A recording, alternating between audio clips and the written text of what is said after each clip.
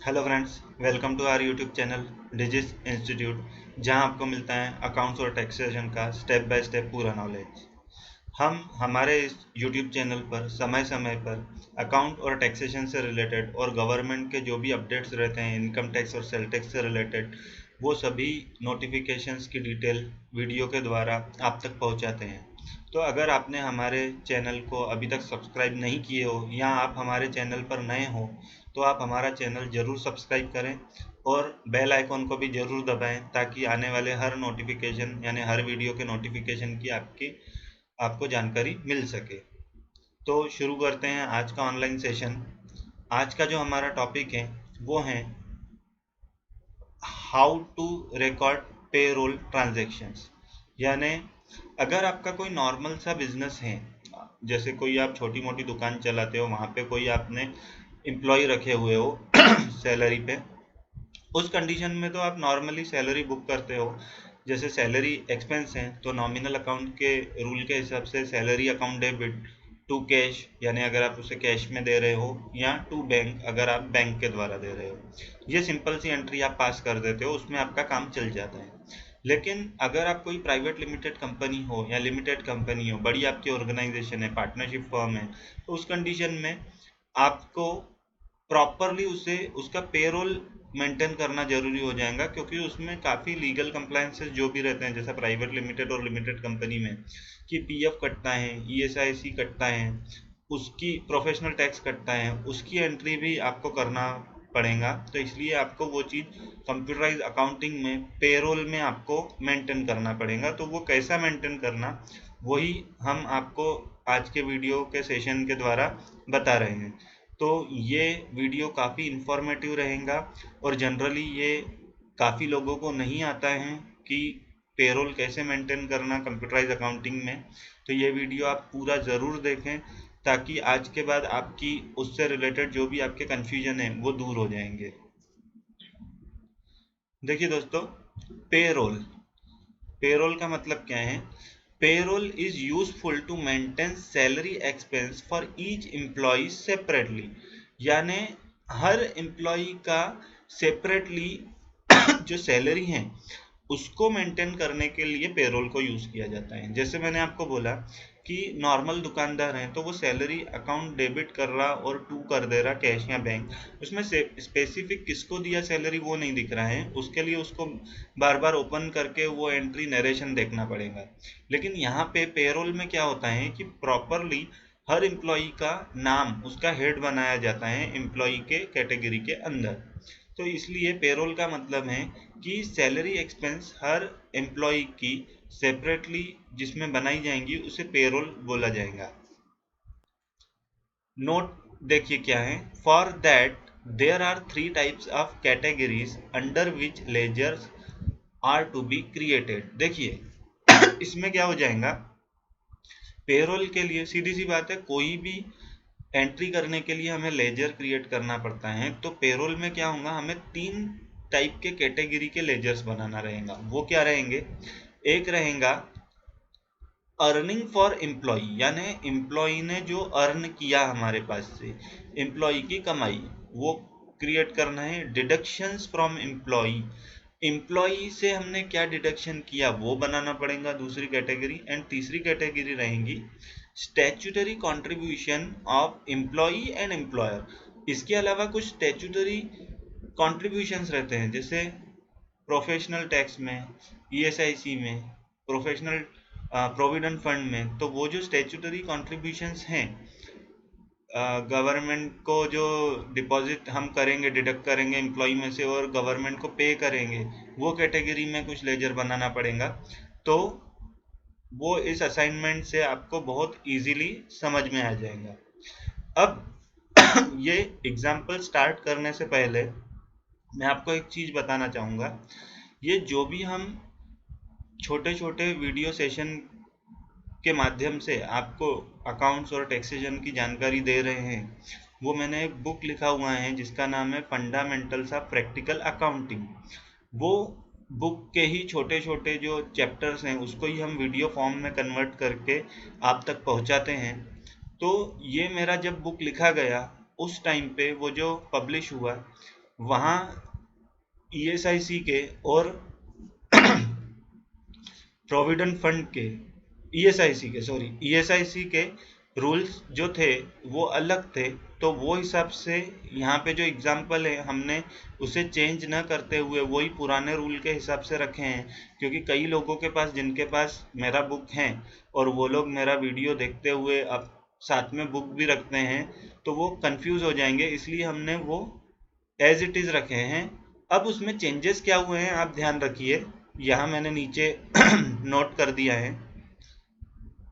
देखिए, the employee state insurance contribution यानी ESI rate which had remained unchanged since January 1st 1997 is being reduced from July 1st 2019। वो जो rule 1 जनवरी 1997 से change नहीं हुआ था वो कम किया गया है कंट्रीब्यूशन 1 जुलाई 2019 से। अब उसमें चेंजेस क्या हुआ है, ESI contribution rate under the Employees State Insurance Act 1948, the ESI Act, the rate of contribution has been reduced from 6.5% to 4% of the wages। पहले क्या था, ये टोटल 6.5% रहता था एम्प्लॉई का कंट्रीब्यूशन और एम्प्लॉयर का कंट्रीब्यूशन पकड़ के, लेकिन वो 1 जुलाई 2019 से 6.5% से घटाकर 4% कर दिया गया है। वो अब उसका प्रोपोर्शन क्या रहेगा देखिए, the employer's contribution is being reduced from 4.75% to 3.25%। यानी पहले जो एम्प्लॉयर का कंट्रीब्यूशन रहता था इसमें वो रहता था 4.75% और उसको घटा के अब कर दिया गया है 3.25%। and employees contribution being reduced from 1.75% to 0.75% effective from 1 July 2019। यानी पहले जो एम्प्लॉई का कंट्रीब्यूशन रहता था वो 1.75% रहता था, उसको घटाकर अब 0.75% कर दिया गया है। तो इन शॉर्ट 6.5% से 4% किया गया है। कैसे, देखिए पहले क्या था, 6.5% कैसा होता था कि एम्प्लॉयर का कंट्रीब्यूशन 4.75 यानी 75% और एम्प्लॉई का कंट्रीब्यूशन होता था 1.75%, इन दोनों की टोटल आती है 6.5%, उसको घटा के 4% कर दिया। वो देखिए कैसा हुआ कि अब एम्प्लॉयर का कंट्रीब्यूशन रहेगा 3.25 और एम्प्लॉई का कंट्रीब्यूशन रहेगा 0.75। इसका मतलब दोनों की टोटल आप करोगे तो वो रहेगा 4%। लेकिन ऊपर के एग्जाम्पल में हमने जो पुराना ही आंकड़े हैं वही रखे हैं, ताकि हमने जो हमारा जो बुक जिन लोगों ने लिए हैं वो जो ये वीडियो देखेंगे उनके लिए इजी जाए। तो हमने एम्प्लॉयर का कंट्रीब्यूशन यहाँ पे 4.75% ही रखा है, लेकिन एम्प्लॉयर का कंट्रीब्यूशन हमने शो किए नहीं है। और यहाँ जो एम्प्लॉय का कंट्रीब्यूशन है वो 1.75% ही रखे हैं हमने। तो बस ये आपको ध्यान में रखना है, आप एग्जाम्पल समझने के लिए 1.75% में देख रहे हो, अदरवाइज जब भी आप उसको आगे अप्लाई करोगे तो 0.75% रहेगा एम्प्लॉय का कंट्रीब्यूशन। तो चलते हैं एग्जाम्पल में वापस। देखिए असाइनमेंट क्या दिया है, from the following details make entries in books of accounts FMO सितंबर। हमने जस्ट एक एग्जांपल के लिए एक महीने का हमको लेना पड़ेगा। तो समझो किसी भी साल का सितंबर महीना है, उसमें एक हमारे पास डेटा आया है और उसको हमें अपने बुक्स ऑफ अकाउंट में एंटर करना है। समझो एचआर डिपार्टमेंट के तरफ से डेटा आया है या मैन्युअली जो भी रजिस्टर मेंटेन किए जाते हैं पेरोल के लिए यानी सैलरी के लिए, उससे जो डेटा आया है वो कुछ इस प्रकार है। सीरियल नंबर यानी टोटल 5 टाइप के 5 एम्प्लॉई हैं हमारे पास। नेम है मिस्टर गौरव पटेल, जिनकी बेसिक सैलरी है 6,000 रुपये, अदर अलाउंस उनको कुछ भी नहीं है। प्रोविडेंट फंड पेएबल 720 रुपये। ये जो 720 रुपये हैं ये 12% रहेगा आपके बेसिक सैलरी का। और ESI पेएबल आज की तारीख में 0.75% रहेगा, लेकिन हमारा कैलकुलेशन जो है वो है 1. ये देखिए फिर से मैं दिखा देता हूँ, आज की तारीख में रहना चाहिए 0.75%, लेकिन यहाँ पे आपको मिलेगा 1.75% से। ठीक है, यही चीज़ मैंने जब भी आपको बताया था कि सिर्फ ये वाले पोर्शन में आपको चेंजेस रहेंगे। हाँ, तो ये 1.75% रहेगा। TDS पेएबल कुछ भी नहीं रहेगा। प्रोफेशनल टैक्स इसका नहीं काटा जाएगा एज पर रूल। तो ये हो गया अर्निंग। देखिए ऊपर अर्निंग फॉर द एम्प्लॉई, ये हो गया डिडक्शंस फ्रॉम द एम्प्लॉई कि ये और ये यानी प्रोविडेंट फंड और ESI ये डिडक्ट किया गया। और नेट सैलरी पेएबल कितनी रहेंगी? 5,175 रुपये। सेकंड एम्प्लॉई है हमारे मिसेस अश्विनी पाटिल, इनकी बेसिक सैलरी है 9,000। सेम, अदर अलाउंस कुछ भी नहीं है। प्रोविडेंट फंड ये 12% इनका निकलेगा 1,080 रुपये। ESI इसका इनका 1.75% निकला 157.50 रुपये। Professional tax as per rule 175 रुपये इनका काटेंगे। प्रोफेशनल टैक्स जो रहता है ये स्टेट गवर्नमेंट द्वारा लगाया जाता है और ये सैलरी के हिसाब से अलग अलग रहता है कि किसका कितना काटा जाएगा। तो एज पर रूल इनका 175 रुपये काटा जाएगा। तो नेट इनका जो भी रहेगा सैलरी पेएबल वो रहेगा 7,588। Same mister Nitin Agrawal 12,500 basic salary, other allowance कुछ भी नहीं है। प्रोविडेंट फंड 12% इनका 1,500 रुपये निकलेगा। और ESI इनका 1.75% जो है 218.75। प्रोफेशनल टैक्स इनका काटा जाएगा 200 रुपये। Net payable 10,581। नेक्स्ट एम्प्लॉई है मिस पायल अवस्थी, 8,000 रुपये इनका है बेसिक सैलरी और 17,300 इनको अदर अलाउंस है। हो सकता है इनको ट्रेवल अलाउंस हो या किसी और टाइप का अलाउंस हो या इंसेंटिव दिया जाता हो, जो भी हैं तो उनका अलाउंस है। प्रोविडेंट फंड इनका जो है ये रहेगा इनका 960 रुपये। ये 8,000 का 960 है क्योंकि प्रोविडेंट फंड बेसिक सैलरी पे कैलकुलेट किया जाता है। तो ये इनका रहेगा 8,000 पे 960 रुपये। इसके बाद ESIC जो रहेगा वो भी रहता है आपका 8,000 पे ही। तो 1.75% जो रहेगा आपका 140 रुपये। उसके बाद प्रोफेशनल टैक्स कटेगा 200। नेट पेएबल सैलरी इनको रहेंगी 24,000 की। लास्ट रहेंगे मिस्टर ऐश्वर्य जैन, इनकी बेसिक सैलरी है 32,000। अदर अलाउंस है इनको 20,000। इनका प्रोविडेंट फंड नहीं रहेगा क्योंकि एक लिमिट के ऊपर प्रोविडेंट फंड नहीं काटा जाता, वो उस दायरे में नहीं आते। ESIC भी सेम रहेगा, नहीं आएंगे वो उस दायरे में, लेकिन इनका TDS काटा जाएगा क्योंकि उनकी इनकम टैक्स का जो निर्धारित स्लैब है उसको क्रॉस कर रही हैं, कर सकती हैं, तो इसलिए उनका TDS काटा जाएगा इस पर कैलकुलेशन। और इनका भी जो प्रोफेशनल टैक्स है 200 रुपये काटा जाएगा। एम्प्लॉई का प्रोफेशनल टैक्स एक साल में 2,500 रुपये काटा जाएगा, जैसे जिसकी सैलरी एक लिमिट के ऊपर है एज पर गवर्नमेंट रूल। तो 200 रुपये जो हैं वो 11 महीने के लिए 200 काटे जाएंगे और जो एक महीना रहेगा उसमें वो 300 रुपये काटा जाएगा एंड 2,500 उसे पूरा कर दिया जाएगा। तो मिस्टर ऐश्वर्य जैन को दिए जाएंगे नेट पेएबल सैलरी उनको रहेंगी 46,800। अब देखिए सबसे पहले सॉल्यूशन में कि हमें किन किन टाइप के अकाउंट्स की ज़रूरत है और वो किस अकाउंट ग्रुप कैटेगरी में आएंगे। टोटल हमें 7 टाइप के अकाउंट्स क्रिएट करना है, अकाउंट्स इन्वॉल्व हैं। एक तो सैलरी एक्सपेंसेस अकाउंट, ये है nominal account. Provident fund payable account, payable ये भी नॉमिनल अकाउंट ये रहेगा। करंट लाइबिलिटीज स्टैट्यूटरी कंट्रीब्यूशन, क्योंकि ये हम पेएबल इसलिए क्योंकि कलेक्ट कर रहे हैं। ESIC payable account same, current liabilities statutory contribution. Professional tax payable account, ये भी करंट लाइबिलिटीज रहेंगी बिजनेस के लिए क्योंकि डिडक्शन फ्रॉम एम्प्लॉय होगा।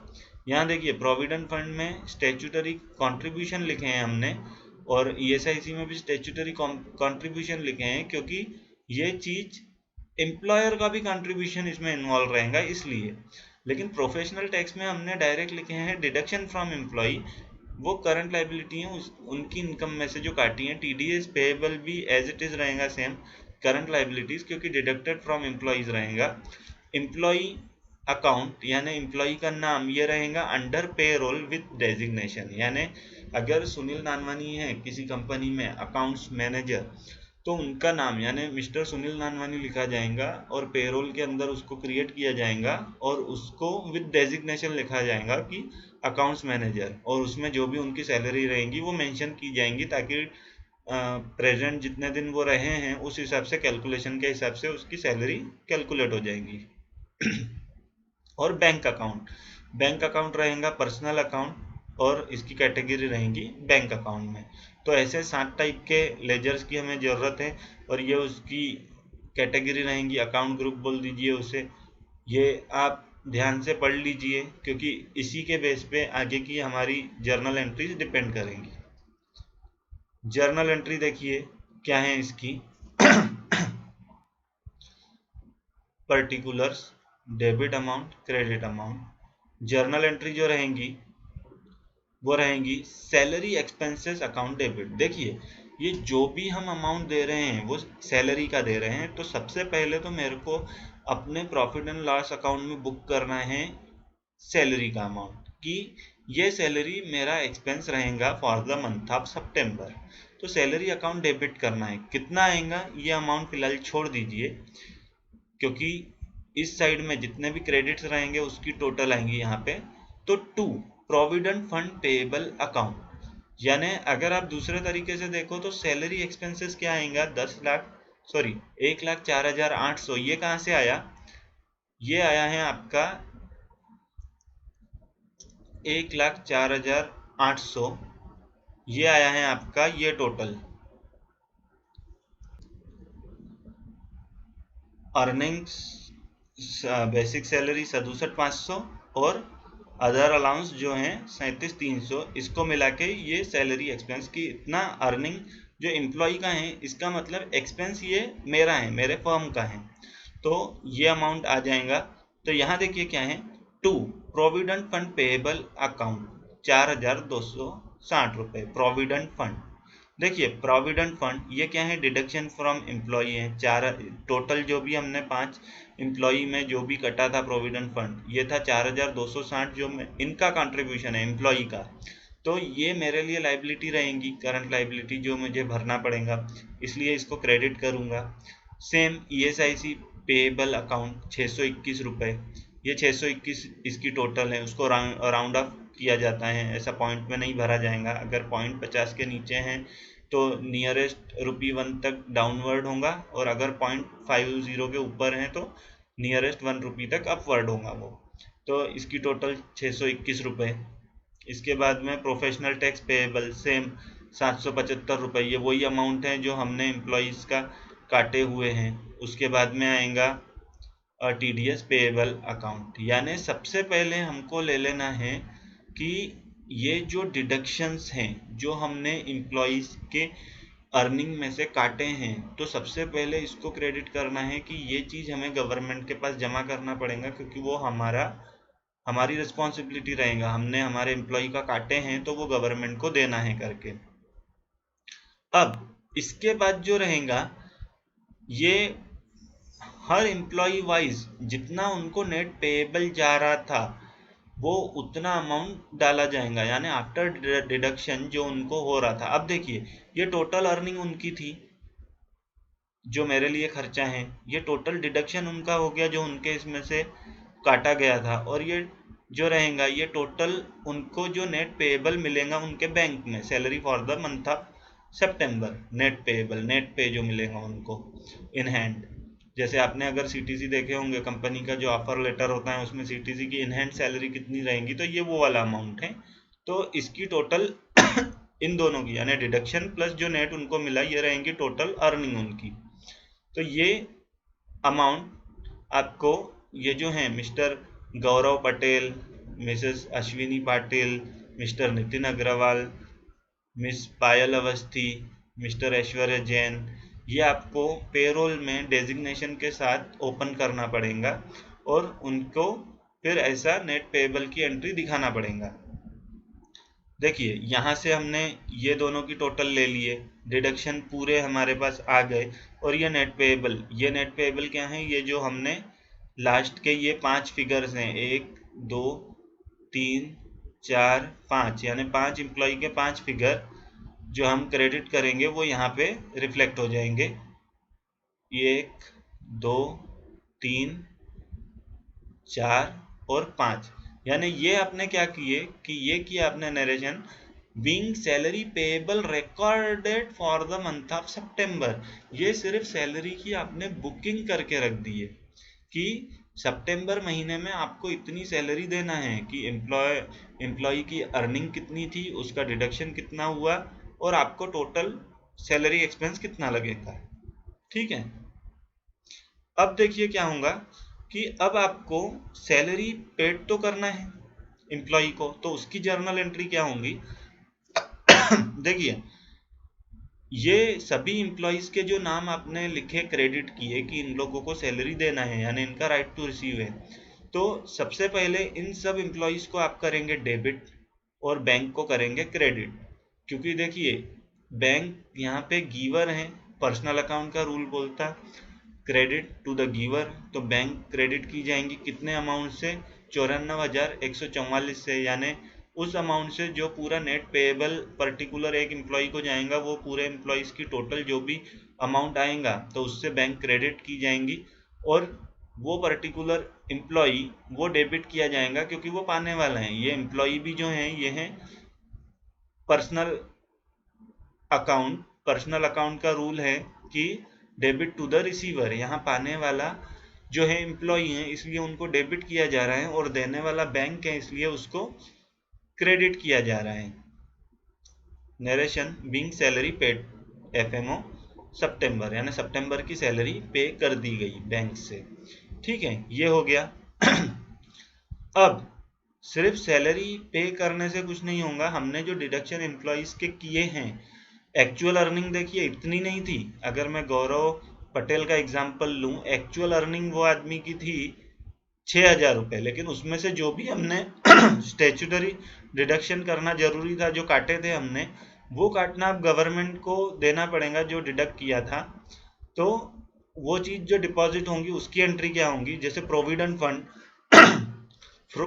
फंड पेएबल जो हमने क्रिएट किया था यहाँ पे, जब सैलरी की बुकिंग किए थे तब ये सब लेजर को हमने पेएबल करके स्टैंड कर दिया था। यहाँ से देखिए ये 4 लेजर को पेएबल करके हमने जो स्टैंड कर दिया था, ये अब हमको पे करना है। जब हमने इनको स्टैंड किए थे तब क्रेडिट थे, तो अब पे कर रहे हैं एक्चुअल, तो इसको डेबिट करेंगे। Provident fund payable account debit to bank account, क्योंकि बैंक यहाँ पे अगेन गिवर है तो वही अमाउंट यहाँ पे क्रेडिट कर दिया जाएगा। Same ESIC payable account debit to bank account, और professional tax payable account debit to bank account, और लास्ट में TDS payable account debit to bank account. यानी ये 3 फेज में एंट्री रहेंगी पेरोल की। पहली तो आपको सैलरी एक्सपेंस बुक करना है, रिकॉर्ड करना है, सैलरी पेएबल की किस हिसाब से रहेगा रिकॉर्ड करना है। सेकंड रहेगा एक्चुअल आपको सैलरी पेड करना है एम्प्लॉय को, और थर्ड रहेगा कि deduction from employees deposited as per rule, कि जो भी डिडक्शन एम्प्लॉय के पास से हुए हैं वो डिपॉजिट करना पड़ेगा गवर्नमेंट के पास एज पर रूल। अब यहाँ पे नोट देखिए, as per rules at the time of paying above deductions we need to add employer's contribution in provident fund at the rate 12% and ESIC contribution at the rate 4.75%, जो कि अभी हो चुका है 3.25%. But we haven't considered that in above entry for easy understanding of how to enter payroll in the books of accounts. देखिए ये जो provident fund रहेगा वो 12% जैसा एम्प्लॉय का डिडक्ट हुआ वैसा एम्प्लॉयर भी उसमें कंट्रीब्यूट करेगा, और जो ईएसआईसी 1.75% हमने लिया तो पुराना रूल के हिसाब से 4.75% ये एम्प्लॉयर का भी डिडक्ट यानी कंट्रीब्यूशन रहता है, लेकिन आज की तारीख में है 3.75%, ये आप याद रखिएगा। और एम्प्लॉय का है एम्प्लॉयर का है 3.25%। हाँ, और एम्प्लॉई का है 0.75%।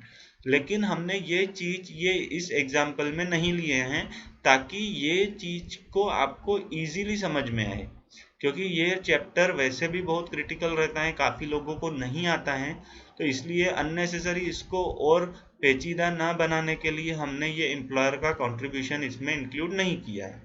अगर हम वो करते तो आप और ज़्यादा कंफ्यूज हो जाते कि ये एंट्री करना कैसा है।